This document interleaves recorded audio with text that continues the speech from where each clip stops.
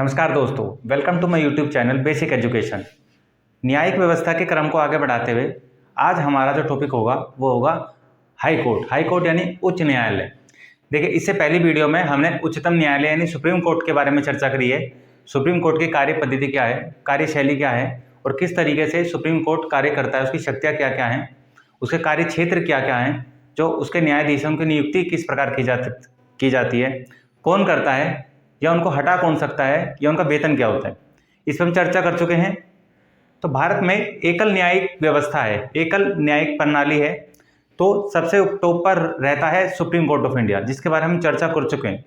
Supreme court of India के बाद में जो अगला क्रम हम देखते हैं हमारी न्यायिक व्यवस्था में, वो राज्यों में उच्च न्यायालय यानी हाई कोर्ट की व्यवस्था की गई है।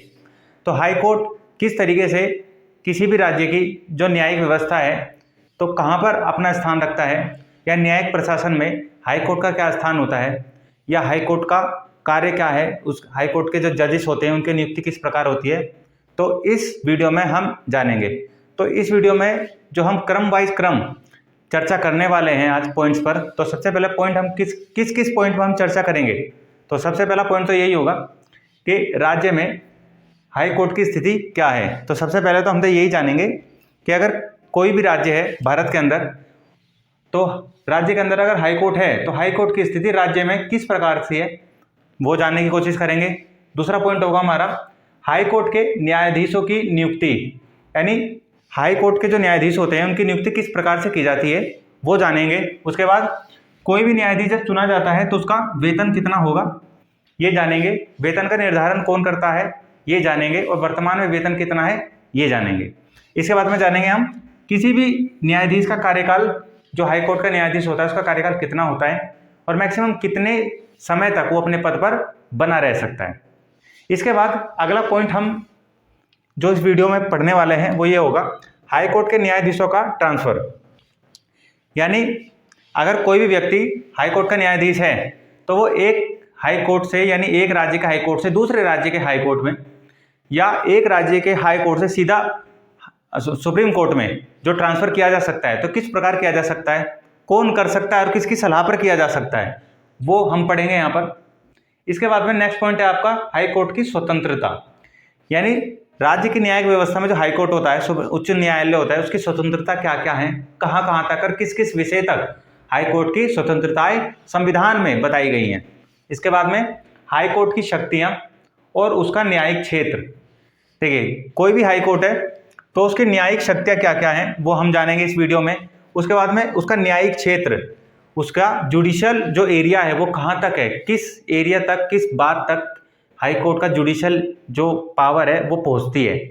और अंत में हम जानेंगे कि वर्तमान में जो हाई कोर्ट है वो भारत में कितने हाई कोर्ट, अभी वर्तमान में भारत के अंदर कितने हाई कोर्ट्स की व्यवस्था की गई है, या अगर किसी भी राज्य में नया हाई कोर्ट बनाना है तो उसकी व्यवस्था सरकार संविधान में किसके द्वारा की गई है। तो या फिर मैं ये कहूँ कि दो राज्यों के लिए अगर एक ही हाई कोर्ट बनाना हो या दो से अधिक राज्यों के लिए एक ही हाई कोर्ट बनाना हो, तब उसकी व्यवस्था संविधान में किसके द्वारा की गई है, या भारत में कौन, किसके पास इतनी शक्ति है कि एक नया हाई कोर्ट को बना सके। तो ये हमारे पॉइंट्स होंगे और इन्हीं पॉइंट्स पर हम क्या करेंगे, आज चर्चा करेंगे। तो पहला पॉइंट क्या होगा हमारा, पहला पॉइंट होगा राज्य में हाई कोर्ट की स्थिति क्या है। चलिए अब जानते हैं राज्य में हाई कोर्ट की स्थिति। आइए अब देखते हैं राज्य में हाई कोर्ट की स्थिति क्या है। तो मैं आपको बताना चाहूँगा राज्य की जो न्यायिक व्यवस्था है, राज्य की क्या है, न्यायिक व्यवस्था। तो राज्य की न्यायिक व्यवस्था का आधार क्या है, तो राज्य की न्यायिक व्यवस्था का आधार है आपका, ठीक है, राज्य की न्यायिक व्यवस्था। राज्य की न्यायिक व्यवस्था का अगर आधार पूछ लिया जाए तो क्या है आपका हाई कोर्ट। हाई कोर्ट क्या है, राज्य की न्यायिक व्यवस्था का आधार है, या कह सकते हैं राज्य की न्यायिक प्रशासन। राज्य में न्यायिक प्रशासन पर सर्वोच्च स्थान पर कौन है, सबसे टॉप पर कौन है, तो राज्य के न्यायिक प्रशासन में, राज्य के न्यायिक, अब बात करें प्रशासन की, तो राज्य के न्यायिक प्रशासन में टॉप पर कौन है भाई, टॉप पर है आपका हाई कोर्ट। उस राज्य का हाई कोर्ट राज्य के न्यायिक प्रशासन में सबसे ऊपर रहता है, ये समझ लीजिए आप। ठीक है, न्यायिक प्रशासन में सबसे ऊपर कौन होगा? राज्य का हाई कोर्ट। अब इसके बाद बात करें कि भारत में जो हाई कोर्ट है ये भारत में सबसे पहले कब स्थापित किया गया, या भारत में हाई कोर्ट का जो प्रोसीजर है, जो स्थापना का है, या हाई कोर्ट का जो स्ट्रक्चर है, ये कहाँ से ली है? तो हाई कोर्ट का जो स्ट्रक्चर है हम लोगों ने कहाँ से लिया है? ब्रिटिश संविधान से लिया है। कहाँ से लिया है? ब्रिटिश संविधान से। तो भारत में सबसे पहले जो हाई कोर्ट की स्थापना करी गई वो कब करी गई? तो मैं आपको बताना चाहूँगा, भारत में सबसे पहले जो हाई कोर्ट की स्थापना करी गई वो 1862 में की गई। कहाँ की गई? 1862 में। देखिए मैं आपको बताऊंगा, ये था हमारा भारत। ठीक है, भारत का ये दक्षिणी हिस्सा है और यहाँ पर आपका क्या था? बंगाल, यहाँ पर आपका मुंबई और यहाँ मद्रास। ठीक है, बम्बई, मद्रास, बंगाल, 3 प्रेसिडेंसियाँ थी अंग्रेजों की। और अंग्रेजों को पहली बार जब भारत में न्यायिक व्यवस्था का ये महसूस हुआ कि भारत में न्यायिक व्यवस्था का आधार यानी कोर्ट होना चाहिए, तो अंग्रेजों ने पहली बार 1862 में कहाँ पर? कलकत्ता, ये मद्रास, ठीक है, ये मद्रास और ये मुंबई। ठीक है, उस समय ये बम्बई हुआ करता था। कलकत्ता, मुंबई और मद्रास, तीनों कोर्ट, यानी पहली बार 1862 में भारत में 3 कोर्ट बनाए गए, 3 हाई कोर्ट की व्यवस्था करी गई। और कहाँ पर? 1862 में। कहाँ पर? बम्बई, कलकत्ता और मद्रास में। इसके बाद में 1866 में, 1866 में, कब? 1866 में पहली बार इलाहाबाद हाई कोर्ट की स्थापना हुई। किसकी स्थापना हुई भाई? इलाहाबाद हाई कोर्ट की। किसकी स्थापना हुई? इलाहाबाद हाई कोर्ट की। कब हुई? 1866 में हुई। आइए अब देखते हैं हाई कोर्ट के जो न्यायाधीश होते हैं उनकी नियुक्ति किस प्रकार होती है, उनके वेतन किस प्रकार तय किए जाते हैं, और वर्तमान में हाई कोर्ट के मुख्य न्यायाधीश और न्यायाधीश, अन्य जो न्यायाधीश होते हैं उनके वेतन किस प्रकार है, और हाई कोर्ट के जो न्यायाधीश होते हैं, मुख्य न्यायाधीश होते हैं, उनका कार्यकाल कितना, मैक्सिमम कितने समय तक वो हाई कोर्ट के न्यायाधीश बने रह सकते हैं। तो सबसे पहले मैं आपको बता दूं कि देखिए जो हमारा हाई कोर्ट का कंसेप्ट है ये संविधान के भाग 6 में हमें देखने को मिलता है। संविधान के भाग 6 में हाई कोर्ट का कंसेप्ट हमें पढ़ने को मिलता है। उसके बाद आर्टिकल्स की बात करूं तो आर्टिकल 214 से लेकर 231 तक, आर्टिकल 214 से लेकर 231 तक में हाई कोर्ट की कार्यशैली, हाई कोर्ट की शक्तियां, हाई कोर्ट के जजों की नियुक्ति, उसका कार्यक्षेत्र, सब पर चर्चा की गई है। अगर आपको हाई कोर्ट के बारे में जानना है, विस्तार से पढ़ना है, तो आर्टिकल 214 से 231 तक पढ़ लीजिए, आपको पूरा का पूरा हाई कोर्ट समझ में आ जाएगा। तो अभी हम देखेंगे हाई कोर्ट के न्यायाधीश जो होते हैं उसकी नियुक्ति कौन करता है। तो देखिए हम सुप्रीम कोर्ट में भी पढ़ चुके हैं, सेम वही प्रोसीजर हाई कोर्ट के न्यायाधीश की नियुक्ति का है। यानी हाई कोर्ट के न्यायाधीश की जो नियुक्ति होती है वो किसके सिफारिश पर होती है? CJI। ठीक है, CJI सिफारिश करेंगे। किसको सिफारिश करेंगे? CJI सिफारिश करेंगे किसको? राष्ट्रपति को। CJI सिफारिश करेंगे राष्ट्रपति को कि भाई ये व्यक्ति हाई कोर्ट के मुख्य न्यायाधीश या न्यायाधीश बनने के काबिल है। समझ रहे हैं? तो CJI अगर हाई कोर्ट के मुख्य न्यायाधीश को चुनना है, किसी भी हाई कोर्ट के मुख्य न्यायाधीश को चुनना है, तो CJI सिफारिश करेंगे किसको? राष्ट्रपति को। फिर राष्ट्रपति क्या काम करेंगे? CJI की सिफारिश पर उस व्यक्ति को, जिस व्यक्ति को हाई कोर्ट का न्यायाधीश चुना जाना है, मुख्य न्यायाधीश, उसको मुख्य न्यायाधीश चुन लेंगे और उसको शपथ दिला देंगे। समझ रहे हैं? इसके बाद में अन्य न्यायाधीशों की बात करूं, अगर CJI अन्य न्यायाधीशों की बात करूं तो CJI प्लस उस राज्य का, जिस राज्य में जो हाई कोर्ट है उसके न्यायाधीशों को जो चुना जाना है, तो उस राज्य का जो राज्य का मुख्य न्यायाधीश, ठीक है, CJI प्लस उस राज्य का मुख्य न्यायाधीश की सलाह के बाद में दोनों अपनी सलाह किसको देंगे? राष्ट्रपति को देंगे कि हाँ ये व्यक्ति उच्च न्यायालय ने उस राज्य का जो न्यायिक व्यवस्था का सबसे टॉप जो प्रशासनिक व्यवस्था है, जो न्यायिक व्यवस्था है, उसका जो न्यायाधीश है बनने के काबिल है। तो क्या काम करेंगे? राष्ट्रपति इन दोनों की सलाह पर क्या करेंगे? उस व्यक्ति को उस राज्य के उच्च न्यायालय का न्यायाधीश नियुक्त कर देंगे। तो ये तो था नियुक्ति के कर्ता कौन है और किसकी सलाह पर करता है। दूसरा ये है, अगर कोई व्यक्ति अगर राज्य का न्यायाधीश या मुख्य न्यायाधीश चुना जाना है तो उसकी योग्यताएं क्या क्या होनी चाहिए, भाई पता होना चाहिए ना। भारत में यहाँ योग्यता लिख लेंगे आप, योग्यता।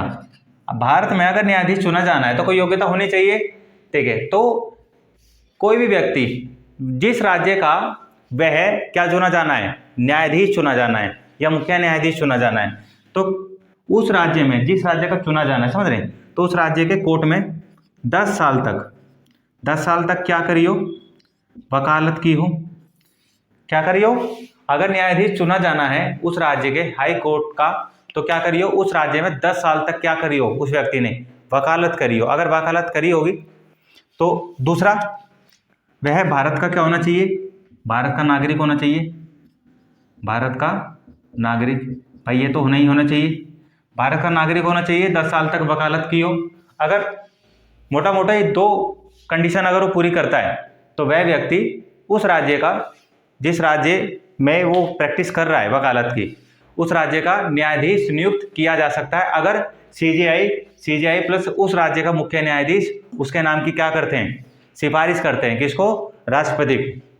या इसके अलावा एक और स्पेशलिटी हो सकती है, अगर कोई भी व्यक्ति 10 साल या उससे ज़्यादा का, कितना, 10 साल या उससे ज़्यादा का, 10 साल या ज़्यादा का क्या रखता हो, न्यायिक व्यवस्था में या न्यायिक व्यवस्था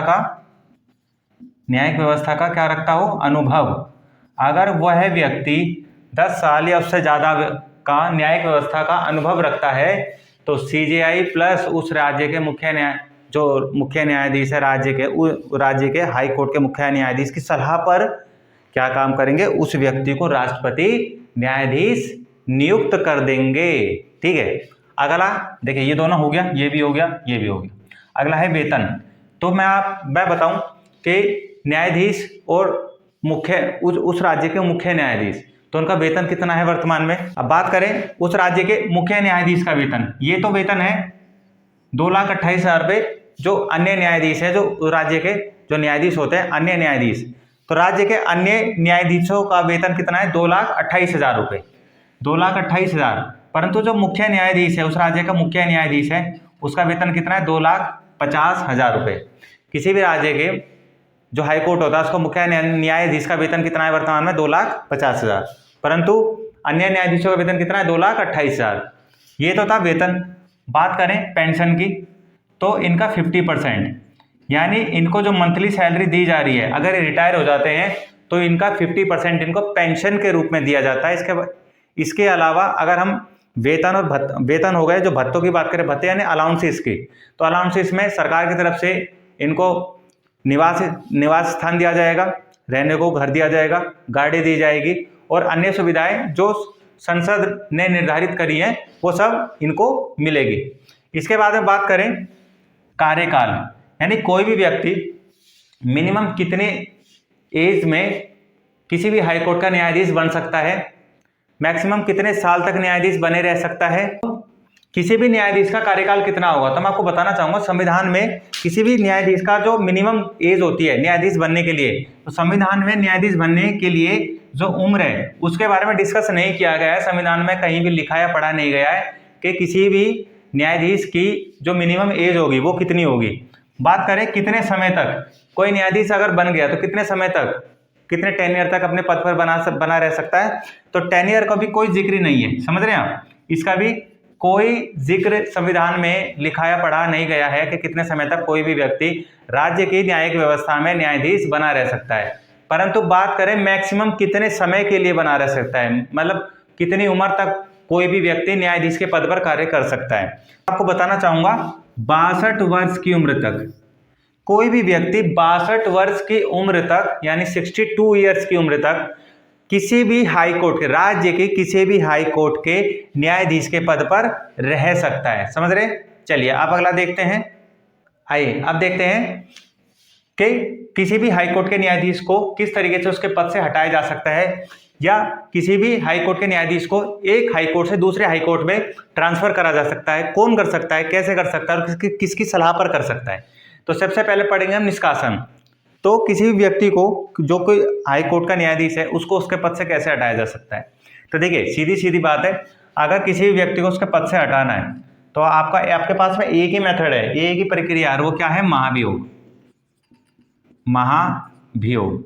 महाभियोग की प्रक्रिया चलाइए और उस व्यक्ति को उस न्यायाधीश के पद से हटा दीजिए।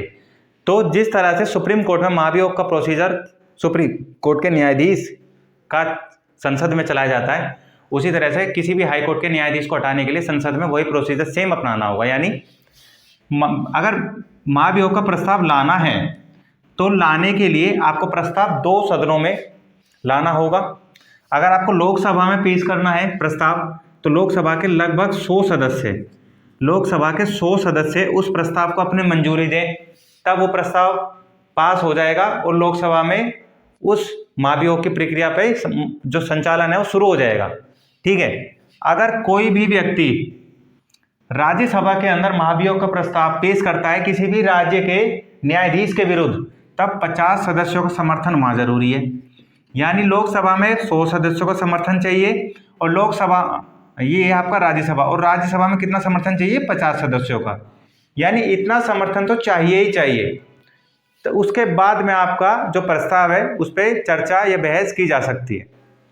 अब बात करें, अगर प्रस्ताव पेश किया जाए तो जो लोकसभा के अध्यक्ष होते हैं, लोकसभा में क्या होता है, लोकसभा में होता है अध्यक्ष, और राज्यसभा में क्या होता है, राज्यसभा में होता है सभापति। कौन होता है, सभापति। तो अध्यक्ष अगर चाहे या सभापति चाहे तो उस प्रस्ताव को एक्सेप्ट भी कर सकते हैं और उस प्रस्ताव को नकार भी सकते हैं। तो ये सभापति या अध्यक्ष के ऊपर होता है कि वो महाभियोग का प्रस्ताव एक्सेप्ट करें या ना करें।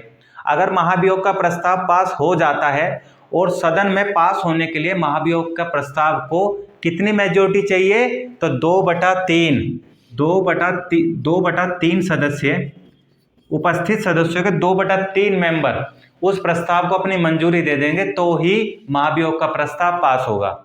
आप लोगों की जानकारी के लिए मैं बता दूं कि भारत में आज तक किसी भी राज्य के उच्च न्यायालय के न्यायाधीश पर कभी भी महाभियोग की प्रक्रिया नहीं चलाई गई है।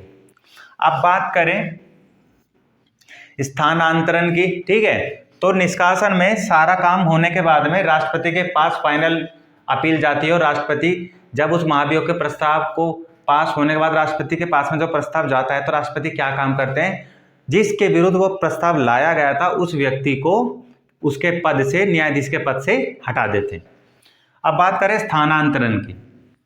तो किसी भी राज्य के न्यायाधीश का स्थानांतरण कौन कर सकता है, किसी भी दूसरे राज्य में, राज्य के हाई कोर्ट में, तो राष्ट्रपति कर सकते हैं। याद रखिएगा बिल्कुल, किसी भी राज्य के न्यायाधीश को, किसी भी राज्य के जो हाई कोर्ट के जो जज हैं, वे जो जज हैं उनका जो ट्रांसफर कौन कर सकते हैं, भारत के राष्ट्रपति कर सकते हैं।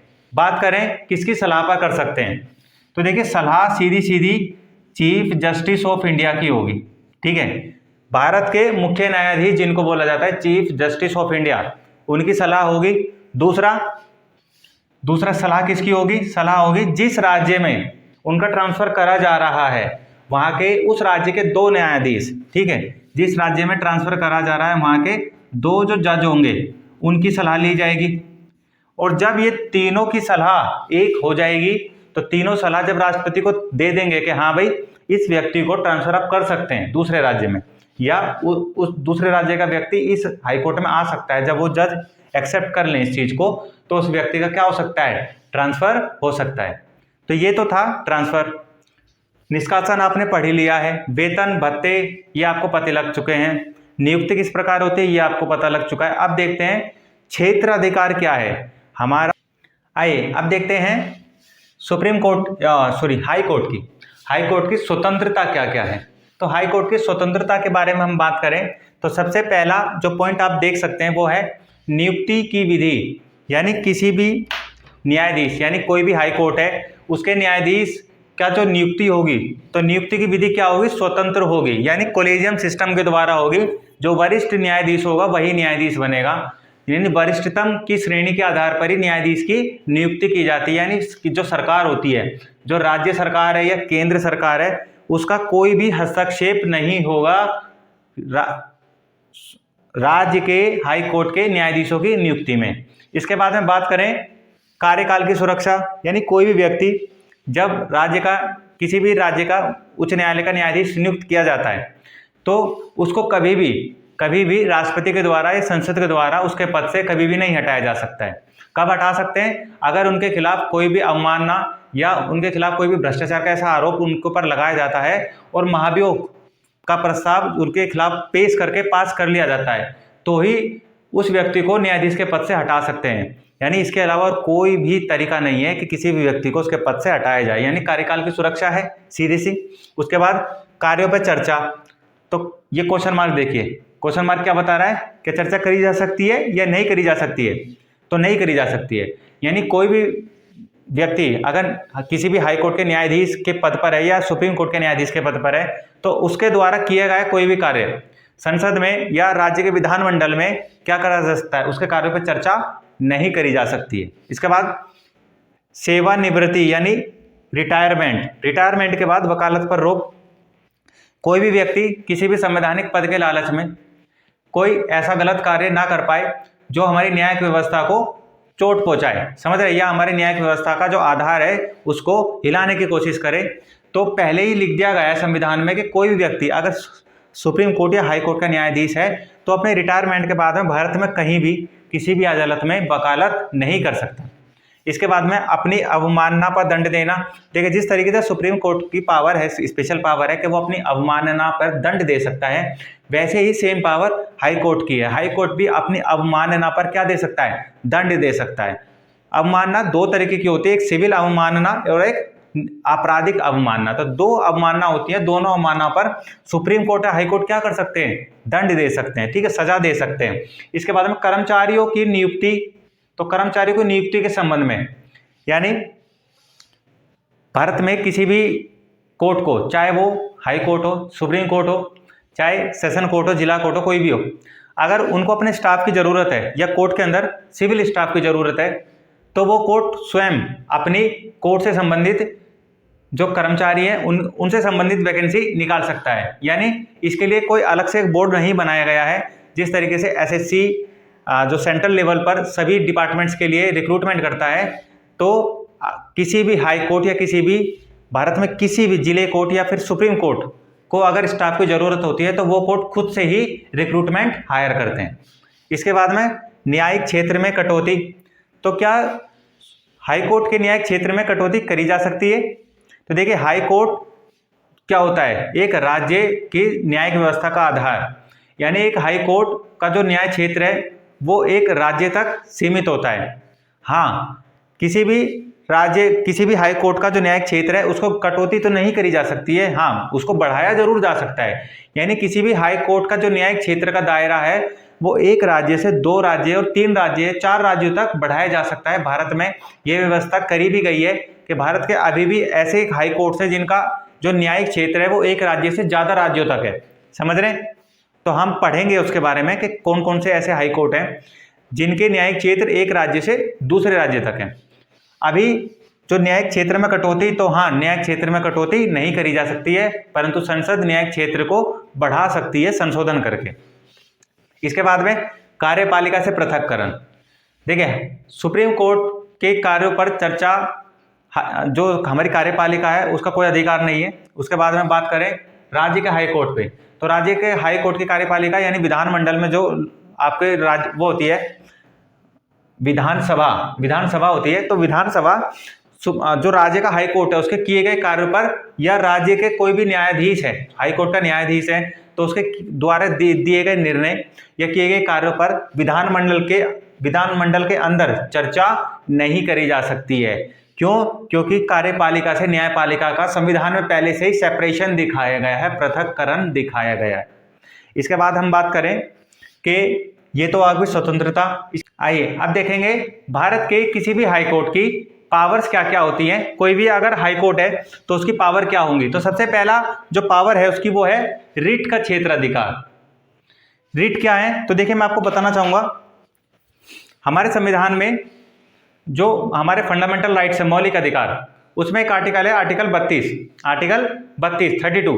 तो आर्टिकल 32 के तहत जो भारत का उच्चतम न्यायालय यानी सुप्रीम कोर्ट है, वो फंडामेंटल राइट्स की सुरक्षा के लिए क्या करता है, रिट जारी करता है। जब भी किसी भी व्यक्ति का कोई भी राइट छीना जाएगा किसी भी व्यक्ति या सरकार के द्वारा, तो वह व्यक्ति, उस व्यक्ति का अधिकार है कि वो डायरेक्ट हाई कोर्ट या सुप्रीम कोर्ट जा सकता है, और उस अधिकार की रक्षा के लिए हाई कोर्ट या सुप्रीम कोर्ट क्या करते हैं, रिट जारी करते हैं।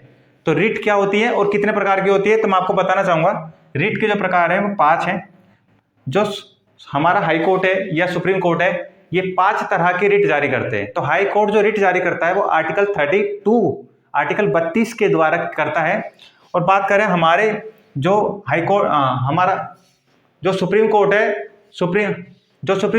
सुप्रीम कोर्ट के द्वारा जो रिट जारी की जाती है वो आर्टिकल 32 के द्वारा की जाती है। किसके द्वारा की जाती है, आर्टिकल 32 के द्वारा। परंतु अगर बात करें हमारे राज्य के हाई कोर्ट की, तो किसी भी उच्च न्यायालय के द्वारा जो रिट जारी की जाती है वो किस आर्टिकल के तहत की जाती है, तो आप लिख लीजिएगा आर्टिकल 226। ठीक है, याद रखिएगा, आर्टिकल 226 के द्वारा कोई भी उच्च न्यायालय, भारत का कोई भी उच्च न्यायालय रिट जारी कर सकता है। तो रिट में पहली रिट कौन सी है, बंदी प्रत्यक्षीकरण। यानी ये रिट जारी तब की जाती है जब कोई भी व्यक्ति को किसी भी संस्था के द्वारा, सरकारी संस्था के द्वारा या किसी भी निजी व्यक्ति के द्वारा बंदी बना लिया जाता है, तब सुप्रीम कोर्ट उस निजी व्यक्ति या संस्था के खिलाफ रिट जारी करेगा और कहेगा कि 24 घंटे के अंदर अंदर उस व्यक्ति को जो आपने पकड़ा है शरीर के समेत न्यायालय में उपस्थित करें। इसके बाद में दूसरा है प्रतिषेध। प्रतिषेध यानी किसी भी काम को किसी भी व्यक्ति को कि उसके काम से रोकना। यानी जो हमारे सुप्रीम कोर्ट है वो क्या काम करता है, राज्य के उच्च न्यायालय या जो अधीनस्थ न्यायालय हैं और भी, उनको उनके न्यायिक क्षेत्र से अगर बाहर जाकर वो काम कर रहे हैं तो उनको वो रोक सकता है। वहीं अगर राज्य की बात करी जाए तो राज्य का हाईकोर्ट क्या काम करते हैं, जो उसके अधीनस्थ न्यायालय है अगर वो अपने अधिकार क्षेत्र से बाहर जाकर कार्य करते हैं तो उस पर कौन सी रिट जारी करी, उनको रोकने के लिए कौन सी रिट जारी करी जा सकती है, प्रतिषेध। बात करें परमादेश की, परमादेश का यानी परम आदेश। यानी अगर उस राज्य का हाईकोर्ट अधीनस्थ न्यायालयों के लिए अगर कोई भी ऐसा आदेश पारित कर दे तो वो सभी राज्यों को मान्य होगा। इसके बाद में उत्प्रेषण। उत्प्रेषण मीन्स कोई भी व्यक्ति या कोई भी सरकारी अधिकारी किसी भी तरीके से कोई भी सरकारी अधिकारी अपने अधिकार को गलत प्रयोग करता है तो उत्प्रेषण रिट जारी की जाती है। इसके बाद में अधिकार परीक्षा, यानी अगर अधीनस्थ न्यायालय में कोई भी ऐसा मामला चला हुआ है जो हाई कोर्ट को लगता है, उस राज्य का हाई कोर्ट को लगता है कि ये मामला अब उस न्यायालय के अधिकार क्षेत्र में नहीं रहना चाहिए, तो उससे वो मामला अपने पास में मंगा सकता है। तो ये क्या होता है, ये होता है अधिकार परीक्षा। तो ये 5 तरीके की रिट होती हैं और ये रिट किसके द्वारा जारी की जाती है, राज्य के उच्च न्यायालय के द्वारा और भारत के उच्चतम न्यायालय यानी सुप्रीम कोर्ट के द्वारा। इसके बाद में अगली जो पावर है आपकी, नेक्स्ट जो पावर है वो है अपीलीय। यानी राज्य के अंदर जो सर्वोच्च अपील का साधन है वो क्या है, उस राज्य का उच्च न्यायालय। समझ रहे हैं, यानी जो अधीनस्थ न्यायालय होते हैं, जिला न्यायालय होते हैं, अगर उन्होंने किसी भी व्यक्ति को कोई भी सजा दे दी है तो उस सजा के खिलाफ अपील कहाँ कर सकते हैं, तो कहाँ करी जा सकती है, राज्य में सर्वोच्च अपील का जो साधन है वो कहाँ है, उच्च न्यायालय, उस राज्य का उच्च न्यायालय। तो अपीलीय क्षेत्राधिकार ये पावर है इसकी। दूसरा पर्यवेक्षक। पर्यवेक्षक क्या होता है, जो अभिभावक होते हैं, यानी जो हमारे अधीनस्थ न्यायालय होते हैं, किसी भी राज्य में जो हाई कोर्ट होगा उसके अंडर में जितने भी जिला न्यायालय या अधीनस्थ न्यायालय होंगे उनका पर्यवेक्षक, उनकी देख रेख, उनके कार्य को संचालन किस तरीके से हो रहा है, ये सब कौन करेगा, उस राज्य का हाई कोर्ट। तो पर्यवेक्षक की भूमिका निभाता है। दूसरा, अधीनस्थ न्यायालयों पर नियंत्रण। यानी जो अधीनस्थ न्यायालय होते हैं उस राज्य के अंदर, तो हाईकोर्ट क्या करता है, उस पर नियंत्रण बना के रखता है। उसके बाद में अभिलेख न्यायालय। अभिलेख यानी उस राज्य के हाईकोर्ट के द्वारा कभी भी किसी भी मामले पर कोई भी सुनवाई की गई हो तो उस फैसले को हमेशा सुरक्षित रखा जाता है, ताकि अधीनस्थ न्यायालय कभी भी जो दिया गया फैसला था, अगर सेम कोई केस ऐसा अधीनस्थ न्यायालय में आ जाता है तो उस केस की कॉपी मंगाकर उस पर डिसीजन अपना वेरीफाई कर सकते हैं। इसके बाद में न्यायिक समीक्षा। देखिए, न्यायिक समीक्षा का जो कंसेप्ट है ये सुप्रीम कोर्ट के पास भी है और भारत में हाई कोर्ट के पास भी न्यायिक समीक्षा का कंसेप्ट है। यानी राज्य की विधानमंडल अगर कोई भी कानून पास करती है और वो कानून जो हमारे वो हैं फंडामेंटल राइट्स हैं, या कोई भी ऐसा नागरिकों के अधिकार को छीना जा रहा है, या संविधान का जो बेसिक स्ट्रक्चर है उसको कहीं ना कहीं चोट पहुंचाने की कोशिश की जा रही है या बदलने की कोशिश की जा रही है, तब उस कानून की न्यायिक समीक्षा कौन कर सकता है? हाई कोर्ट कर सकता है। हाई कोर्ट की एक स्पेशल पावर है। हाई कोर्ट न्यायिक समीक्षा जो राज्य का विधानमंडल है उसकी भी कर सकता है, और जो संसद है उसके द्वारा बनाए गए कानून जो उस राज्य की विधि से कहीं ना कहीं संबंधित होते हैं, तो वहां पर भी हाई कोर्ट क्या कर सकता है? उस कानून की न्यायिक समीक्षा कर सकता है। इसके बाद में ये था आपका पावर्स खत्म होती है। इसके बाद हम देखेंगे भारत में कहाँ पर और कितने हाई कोर्ट्स हैं और कितने हाई कोर्ट्स की व्यवस्था वर्तमान में अभी फिलहाल में हमें देखने को मिलती है, और ऐसे कितने हाई कोर्ट हैं जिनका न्यायिक क्षेत्राधिकार एक राज्य से दूसरे राज्य या 2 से अधिक राज्यों तक फैला हुआ है। आइए अब देखते हैं भारत में कितने हाई कोर्ट्स हैं और ऐसे कितने हाई कोर्ट हैं जिनके न्यायिक क्षेत्राधिकार एक राज्य से अधिक राज्यों तक फैले हुए हैं। तो भारत में जो हाई कोर्ट्स हैं वर्तमान में हाई कोर्ट्स की अगर मैं बात बताऊं तो 25 हाई कोर्ट हैं। वर्तमान में हाई कोर्ट्स की संख्या कितनी है? वर्तमान में हाई कोर्ट की संख्या 25 है। कितनी है? 25 है। इसके बाद में ऐसे वो हाई कोर्ट्स जिनके क्षेत्राधिकार एक राज्य से अधिक राज्यों तक है या केंद्र शासित प्रदेशों तक है। तो पहला है आपका मुंबई हाई कोर्ट। तो मुंबई हाई कोर्ट का जो दायरा है, देखिए मुंबई महाराष्ट्र के अंदर है, तो महाराष्ट्र में तो दायरा होगा ही होगा, न्यायिक क्षेत्र पूरे महाराष्ट्र में होगा ही होगा मुंबई हाई कोर्ट का। मुंबई हाई कोर्ट का इसके बाद में आप न्यायिक क्षेत्र की बात करें तो गोवा में भी इसका न्यायिक क्षेत्र फैला हुआ है, और दादर और नगर हवेली, इसके बाद में दमन दीव को भी दादर और नगर हवेली के साथ में अटैच कर दिया गया है। ठीक है, दोनों केंद्र शासित प्रदेशों को मिलाकर एक कर दिया गया है, दादर नगर हवेली और दमन दीव को। तो मुंबई हाई कोर्ट का जो न्यायिक क्षेत्र अधिकार है कहां तक है? महाराष्ट्र, गोवा, दादर नगर हवेली एंड दमन दीव। इसके बाद में बात करें कलकत्ता हाई कोर्ट। तो कलकत्ता हाई कोर्ट का न्यायिक क्षेत्र भाई कहां तक है? तो कलकत्ता हाई कोर्ट का न्यायिक क्षेत्र बंगाल में तो है ही है, बंगाल के अलावा अंडमान निकोबार, ये एक केंद्र शासित प्रदेश है भारत का, तो अंडमान निकोबार में कलकत्ता न्यायालय का न्यायिक क्षेत्र जो है फैला हुआ है। इसके बाद बात करें गुवाहाटी। तो गुवाहाटी जो न्यायालय है इसका क्षेत्राधिकार गुवाहाटी यानी असम के अलावा कहां तक है? तो देखिए असम में तो है ही है, असम के बाद में नागालैंड और मिजोरम, और उसके बाद में अरुणाचल प्रदेश। नागालैंड, मिजोरम और अरुणाचल प्रदेश, असम के अलावा इन राज्यों में भी जो गुवाहाटी हाई कोर्ट है उसका क्षेत्राधिकार, न्यायिक क्षेत्राधिकार इतने राज्यों तक फैला हुआ है। इसके बाद में बात करें केरल हाई कोर्ट की। तो केरल हाई कोर्ट का जो न्यायिक क्षेत्र है वो कहां तक है? तो केरल हाई कोर्ट का न्यायिक क्षेत्र जो है वो केरल के अलावा लक्षद्वीप तक भी है। कहां तक है? लक्षद्वीप तक है। तो ये तो थे हमारे हाई कोर्ट्स, और हमारे हाई कोर्ट्स किस किस राज्य में है, और हमारे हाई कोर्ट्स की जो क्या कार्य क्षेत्र, जो न्यायिक क्षेत्र है वो एक राज्य से कितने राज्यों तक फैला हुआ है। बात करें कि संविधान में किसको ये पावर दी गई है कि किसी भी हाई कोर्ट का न्यायिक क्षेत्र एक राज्य से दूसरे राज्य तक या एक राज्य से एक दूसरे केंद्र शासित प्रदेश तक करा सकती है। तो किसी भी हाई कोर्ट या एक से ज़्यादा राज्यों के लिए या एक से ज़्यादा केंद्र शासित प्रदेशों के लिए या राज्य और केंद्र शासित प्रदेशों के लिए जो एक से ज़्यादा हों, 2 भी हो सकते हैं, 3 भी, 4 भी, उनके लिए एक हाई कोर्ट की व्यवस्था करी जा सकती है। ठीक है, हाई कोर्ट की व्यवस्था क्या करी जा सकती है?